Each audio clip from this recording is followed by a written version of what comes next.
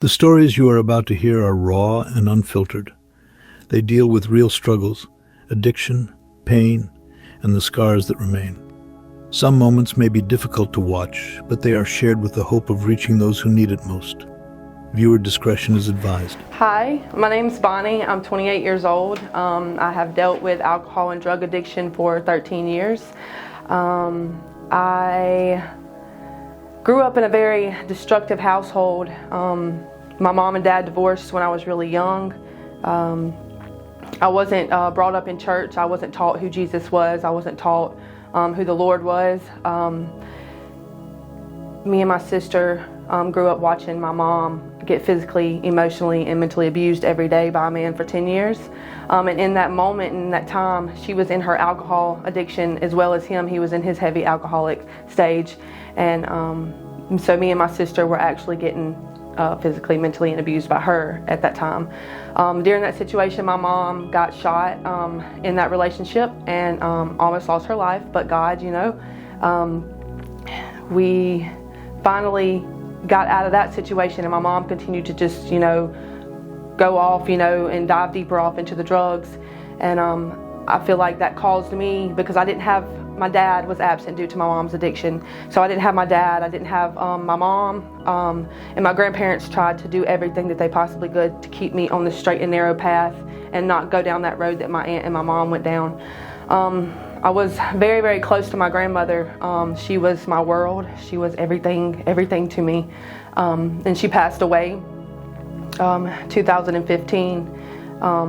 And all through high school, my grandfather did everything he possibly could, to keep me from, getting in trouble. I was placed on probation. I was placed on house arrest, an alcohol monitor through my whole 11th and 12th grade year of high school.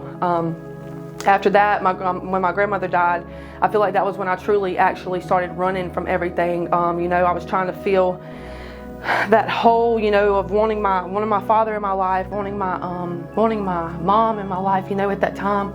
And I always felt like I was misplaced. My family, I grew up on my mom's side of the family. They're all white. My dad's black. And I don't know any of my dad's side of the family. And most of my family on my mom's side, some of them are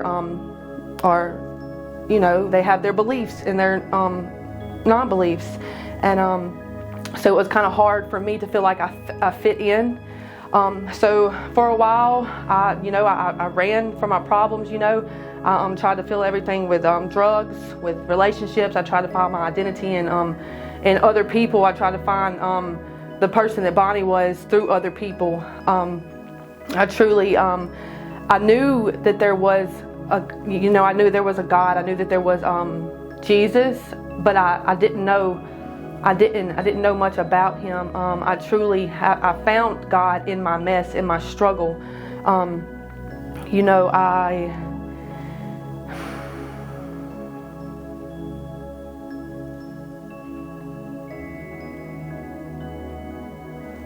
I've been in and out of drug and alcohol treatment facilities, and this is Saving Grace is the first faith-based program that I've been in. 2 years ago I did 6 months in treatment, and I didn't. My thought was, I'm gonna get right. I'm gonna get myself back on track, and then I'm gonna go to Jesus. But like I said, I truly found the Lord in my mess. I have a Bible that my mom had got me. It's a King James version. She got it for me in 2007, and there was blank pages in the back of it, and I remember in my mess I always would, I always ran home to my grandfather's because I knew that was the place where I could get my mind straight, where I could get my mind back to, its normal self and actually think straight. And I would write in the back of those pages, like, God, I want to be good. I want to live a life that you want me to live. And to me, that amazes me because, like I said, I wasn't brought up in church. I wasn't brought up knowing who Jesus was. I just knew, learning here at Saving Grace, there's something inside of me that wants to be with Jesus, that wants to know who he is. And when I came to Saving Grace, I feel like, I have truly found my true identity and who I am. I no longer, worry about other people's opinions of me, This past time when I had relapsed, I had got deep off in psychosis, and my mom noticed it. You know, she had me committed several times before. Like I said, I had been in and out of treatment facilities, and she just seen how bad I was deep. I was bad. I was walking around. I was smelling dead bodies. I was leading my mom. Like, I would show up to my grandmother's house and I would grab my mom by the hand and lead her down the road, you know, telling her to like smell certain spots of what I was smelling, you know. And it was the people that I was around. It was the environment that I was around. Before I came to Saving Grace, I was in Clearview Recovery, and I had already been to Clearview Recovery multiple times. When I first got in there, my mom was talking to me on the phone, and she was like, "Bonnie, I got in touch with this program, Saving Grace," and I was like, "Yeah." I wanted her to tell me more about it, and she was telling me like the do's and don'ts and the things that I can have and the things that I can't have. And I was scared. Don't get me wrong, I was scared. They had me on medications, like they had me on 400 milligrams of Seroquel 3 times a day, and I became very dependent on that. I was smoking, you know, and I was so scared to I knew that this program wasn't going to be easy. I knew it was going to be some work. So what I was trying to do, you know, I was trying to get into a few other rehabs. I was going to go to a few other rehabs and then come here. And the rehabs that I tried to get into, they basically told me that I would have to leave Clearview, go out there, relapse, and then come back into the program. So when I got denied, I kind of went back to my room that I was in, and I sat there and I said to myself, I was like, this is the Lord telling me, you know, Bonnie, you tried to do it your own way for a very long time. And what He's wanting me to do was finish my days out at Clearview and come straight here. And that's what I did. That's what I decided to do. And the Lord has restored so much in my life. He has completely freed my mother. She's 7 years clean. Like I said, I had a very destructive childhood. I don't have any good memories, to be honest with you. But now my parents are back in my life. My mom and my dad are communicating. Used to, I couldn't even mention my dad's name around my mom, and now I'm able to even look at them and be able to sit in a room together and just talk to each other like they never even parted from each other. This has been my want. Is this right here, is to be able to tell my testimony and tell my story of what God's doing in my life and all that He's got me through, so that hopefully that it reaches somebody else. When I first got court ordered to go to my first rehab in 2019, when I was on drug court, I had went to my first speaker meeting, and I had heard that first testimony from somebody, you know. That was the first time I ever encountered anything like that, and I wanted what that person had. I wanted to be able to stand in front of a room full of people and tell people that it's my story, you know, and that it's not too late to get your life together, you know. When my mom, you know, when me and my sister were living with my mom, you know, the man that she was living with, she was it's a miracle that she's still here. We've seen so much that was done to her, like this one point in time, and I freaked out. I didn't know what to do. I mean, I witnessed him like grab her by the back of the head and shove her whole head straight through sheetrock. You know what I'm saying? That's severe trauma, you know. And I would freak out because I didn't know, you know. And the man didn't have anything to do with me. He was very I don't want to say, he was very blacks were not in his belief, you know, and he's with this woman that's white, and she has 2 kids that are mixed. And I feel like his alcoholic ways, you know, were really, I feel like that kind of was one of the main reasons why he was so angry too at the same time, and that just made it worse, mixing in with his beliefs. I would run to my closet and get down in Indian style and cover my ears and hum. That's all I would do, because I didn't know. You know, I wanted to help her, but I didn't know.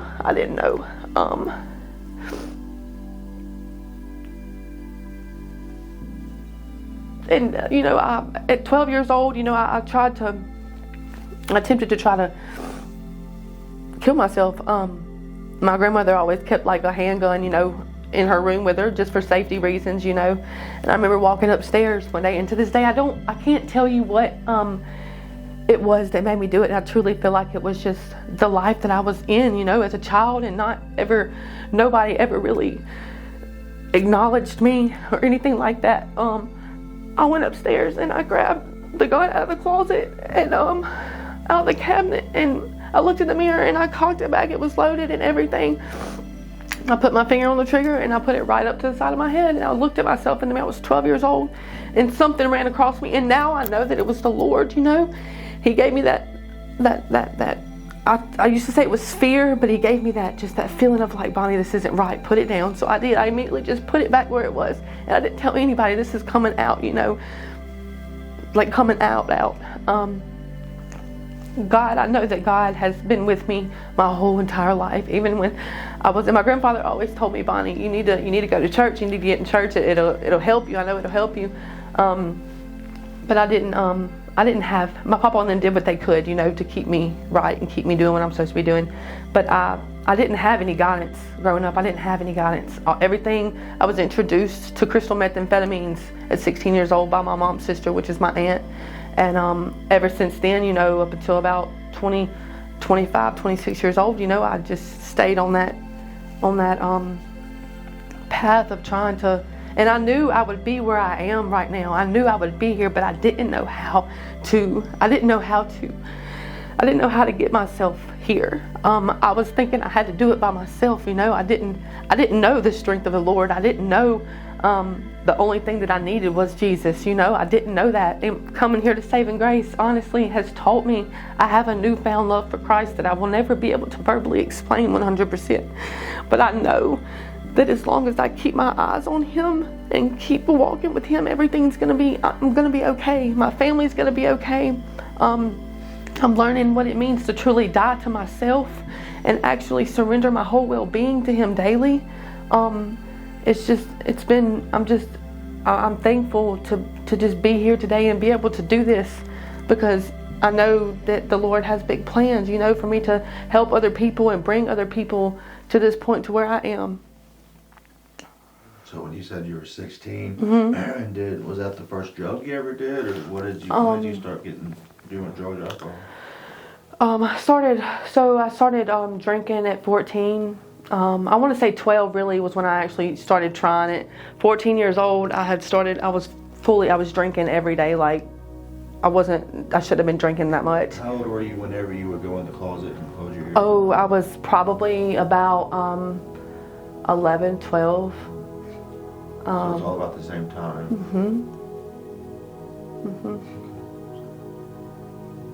Did that man ever hurt you or anything? No, he never did. To be honest with you, my sister, he had a really close relationship with my sister. I truly felt like I was literally not wanted, and I knew it was because of the color of my skin. And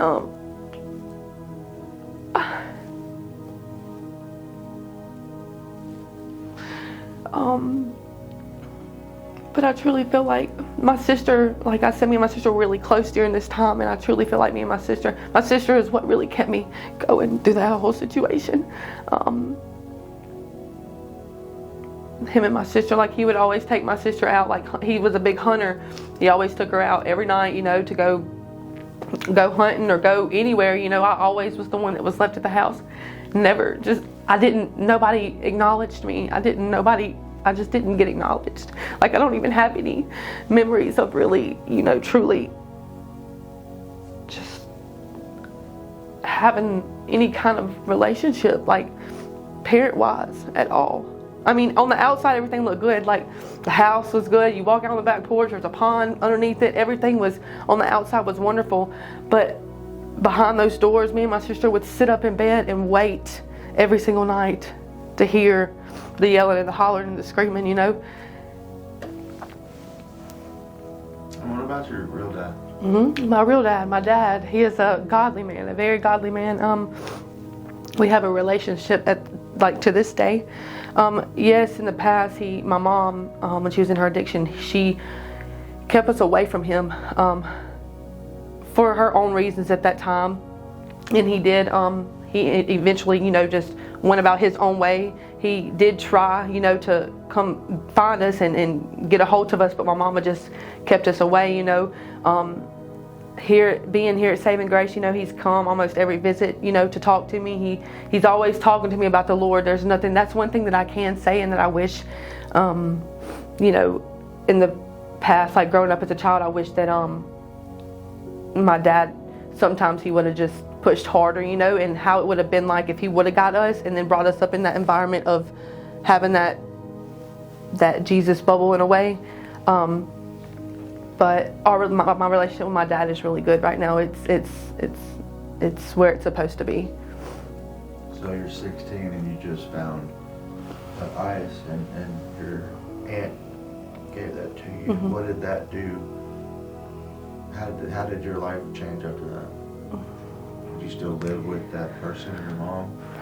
No, I was actually, my grandfather had got custody of me at 15 years old, and my mom had left. She was out of state doing whatever she was doing. I was following my aunt around, to be honest with you. I was thinking that was just the thing that we were doing, you know, that I was supposed to be doing. And that's whenever I would get men introduced to me, men after men after men, you know, and I'd get in these relationships and they would be so toxic, like they never physically, you know, I never was in a relationship where they physically put their hands on me, but I've been drugged, you know, I've been raped, I've been just basically taken advantage of, you know, and I knew that that wasn't right, and I knew that, I mean, I was the one that made myself, I made myself stick in that situation, but that was the only bringing up that I knew. I mean, I didn't know how to get out of it, you know. I knew that I knew there was better for me, and like there is now, but I didn't know how to get there, and I was trying to do it on my own. And I wish I would have known that then, you know, but look, I mean, I'm here now, you know, and I'm able to express, you know, what's going on.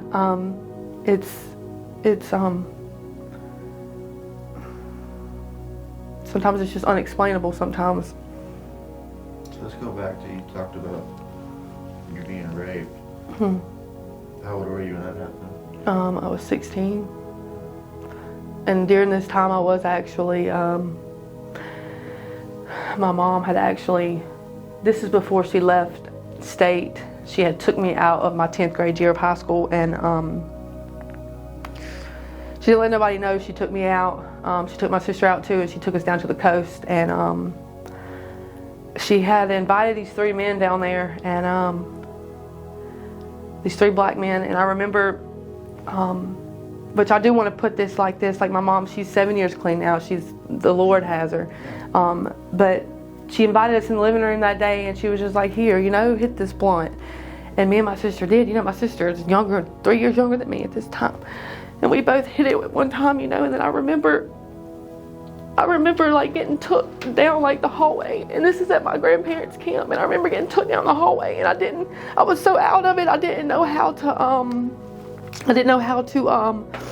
like, I know the guy heard me, like, no, like, what are you doing, you know, but I was so out of it, I couldn't even, like, defend myself in a way. Like, it was just like, he took me back there, and it happened, and then all of a sudden, like, I raised my head up, and then I see somebody walk out the door, you know, and I remember, like, what are you doing, and I remember he just walked out, and then I just sat there in the bed for hours, because I knew something just happened to me that wasn't right, you know, and this is something that I'm sharing out the blue too. Like, my mom doesn't even know anything about this, you know. I'm pretty sure she knows, but she doesn't. I haven't shared this with her. I know that the Lord was with me through all that. Like, I know He was. There's no doubt in my mind. No doubt in my mind. No doubt in my mind. So you never expressed that you was raped before? No, I don't think, no, not like I was supposed to, like I've been supposed to, like because I don't know, I've overlooked it in a way, sort of, kind of.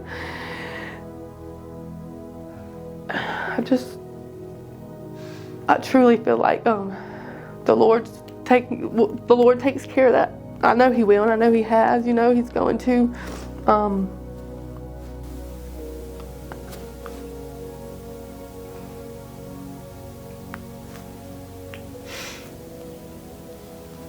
He can use it. He'll use it.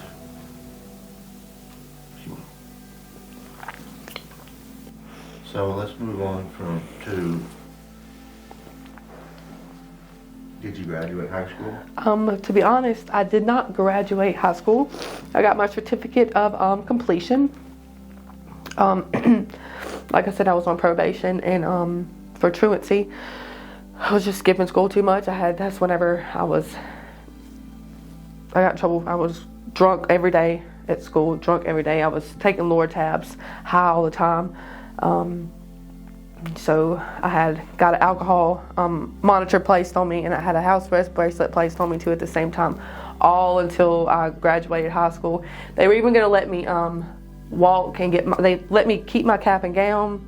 My probation officer, because I asked him, I was like, is there any way that I can just drop out now and get my GED? And he was like, nope. Do you want me to tell you why? And I was like, yeah. He was like, because you won't never go get it. He was like, either you can go to Camp Shelby or you can remain at school every day. And I was like, even if I know I'm not going to graduate, which I could have tried. And I didn't. I felt like it was just, I felt like the life that I had already got into was just the life that I was going to continue to live. What did you do after all that? How old are you now? I'm 28. Yeah. So between that dropping out of school and saving grace, what led up to what all happened in those like 6-7 years? So much.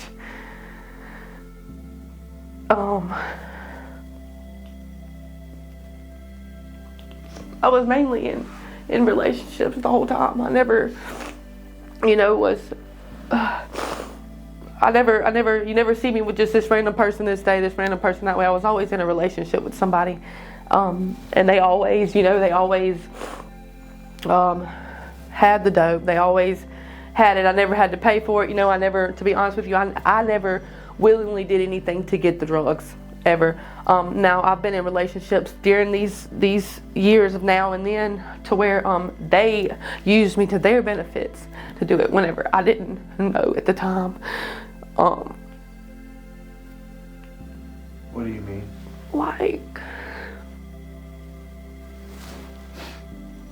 Like they would be recording me, and they would be recording me during times that I like, even if I was getting a shower, or during, like, if I was having sex with them, they would be recording the whole time. And during this time, it was 2022, I want to say. I was raped again, and by somebody that I thought, I thought I knew him. During that time I was young. I was, at this point, thought I was the one just bringing the girls, to him, doing this and doing that, but no, they ended up giving me, how do you say, a paralytic drug, and I guess they thought that I was going to be out the whole time. And when I came to, and there was 4 men in that room. And I remember when I opened my eyes, I couldn't feel my eye, like it was blurry. Couldn't really see. I couldn't hear, and I couldn't say anything. All I could do was just look around the room. And you had this person here, and you had one person at the end, like recording, like literally recording, and you had one person there, and you had one person on this side. I was so out of it. I didn't have control of my body. I couldn't do anything. It's like I wasn't even, it's like I seen what was going on, and my mind comprehended what was going on, but I just had no control of doing anything. And I woke up the next morning, and I knew what had happened, but I knew I also couldn't just react in like a crazy way or anything, because I probably would have lost my life. And that's something too that I haven't never shared before as well. How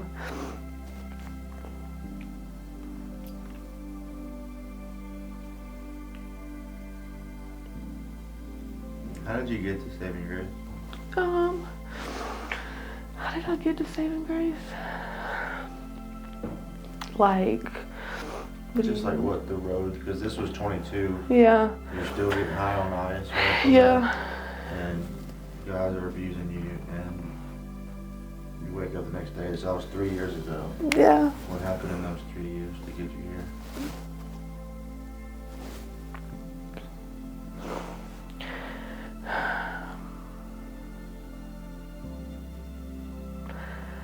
So as I was talking about before, I had got put on drug court. I was in a relationship with a man that is now still remaining. He's in bad heroin addiction right now. I got in trouble, and they put me on drug court, and that's when they ordered me to do my 30 days in treatment.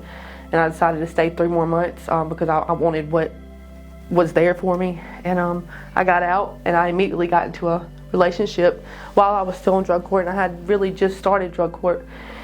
And I moved in with the guy, and it was one of the most positive relationships I've ever been in, you know. I know that I jumped into something that was something too early, something more than what I could handle. He had a little girl, her name was Mila. She was 3 years old. We moved into some apartments in Hattiesburg. I was working, I was paying my fines off. To be honest, I wasn't clean the whole time I was on drug court. Luckily, in that point in time, the man that was over our drug test or whatever let me slip a lot. Let me slip, and he shouldn't let me slip, but he let me slip.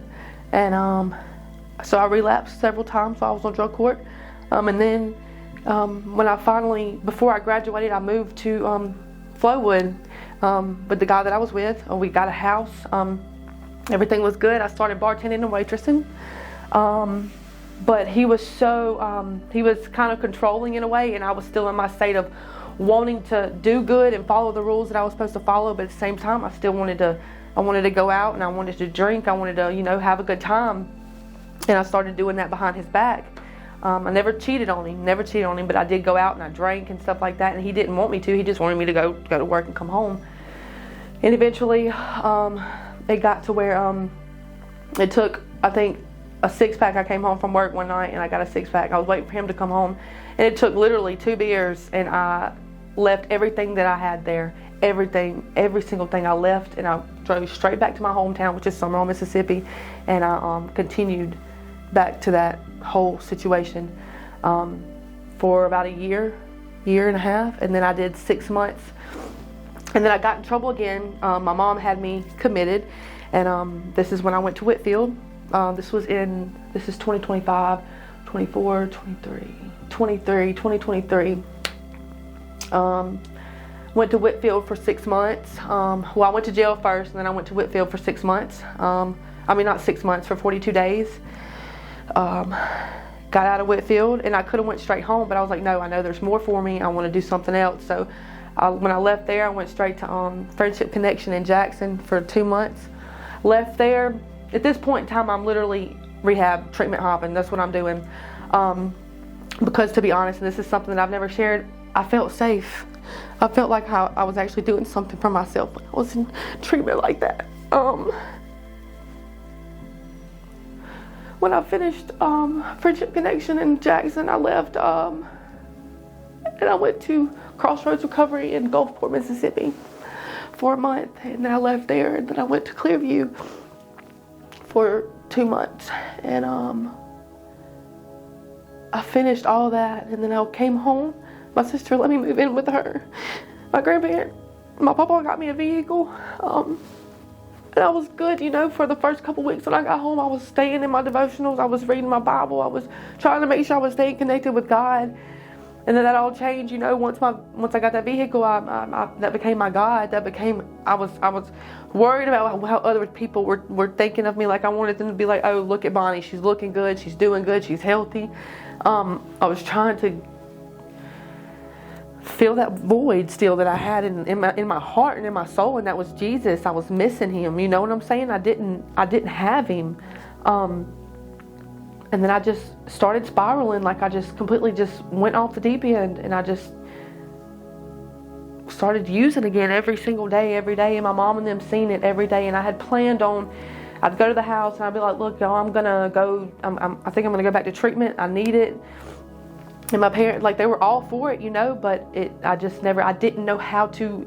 I never was going to take that step myself to call and pick up the phone myself and be like, look, I need help. I need to do this.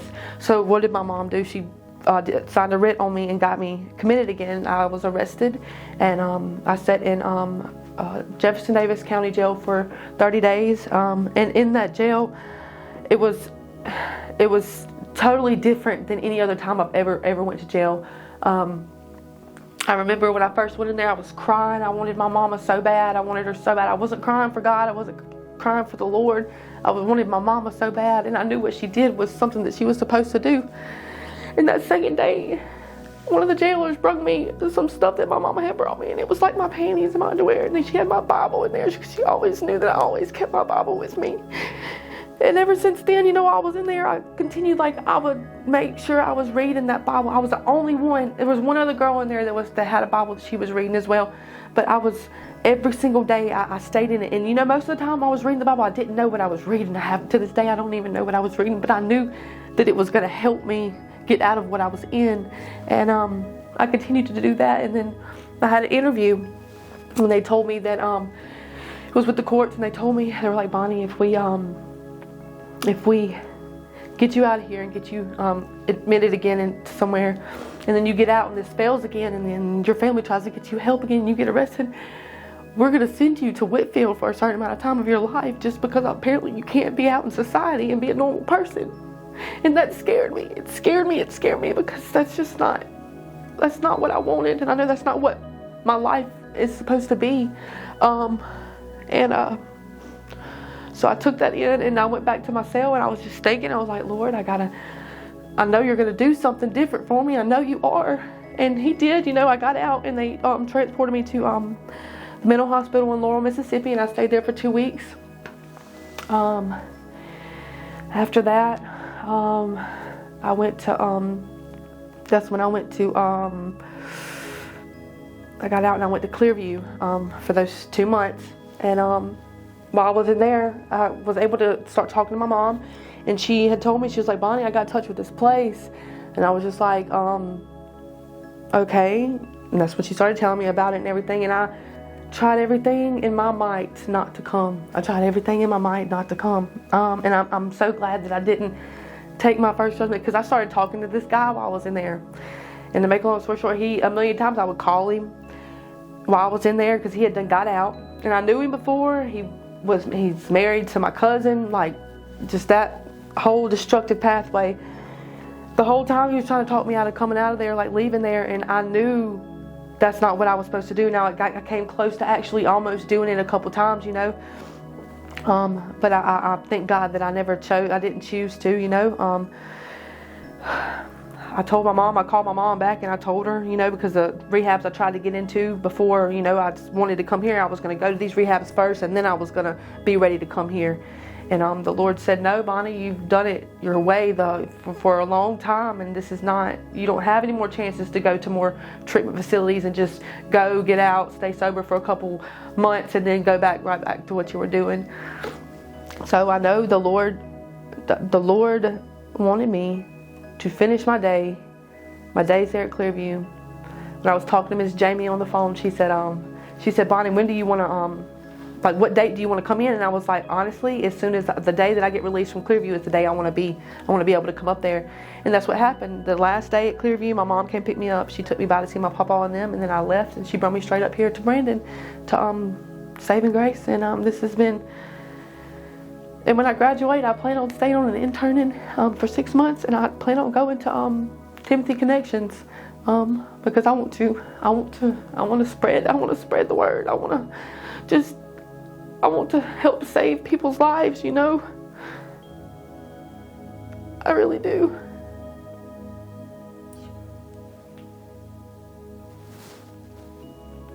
What would you say to yourself now?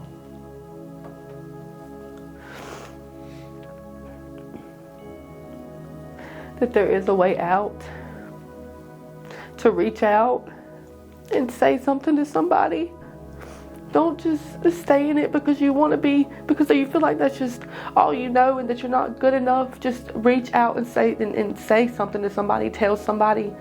Don't keep it in. Just tell somebody. Just please tell somebody. Just tell somebody. How long you been here? I've been here 7 months.